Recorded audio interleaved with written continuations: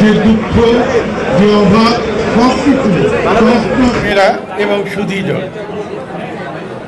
এত ক্যামেরা পেছনে যারা আছে তারা তো বেকার।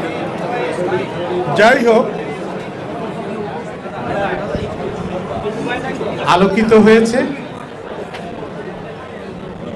এই সময়ের যারা চিত্রগ্রাহক তারা বলেন উনি যে দৃশ্যই ধারণ করেছেন সেই দৃশ্যই মূর্ত হয়ে উঠেছে শিল্প হিসাবে। ওইখানে এমনভাবে উৎসাহিত হয় যে এখন তাদের ভাবা চলচ্চিত্রের কোনো মহরতের কথা শুনলে আমাদের ইন্ডাস্ট্রির লোকদের মধ্যে একটু ভাব আছে, যেই বলে আমরা এগিয়ে যাচ্ছি, এই তো আমাদের চলচ্চিত্র মহরত হচ্ছে, আমরা সবাই যেমন এই যে প্রযোজক প্রকটের কষ্টর ছবির মাধ্যমে আমি যে দুঃখ, যে অভাব, সবকিছু কষ্ট করে নতুন একটি আমার ইন্ডাস্ট্রি সেই ভাগ চলে আসবে, যেখানে আমরা মন খুলে কাজ করতে পারবো।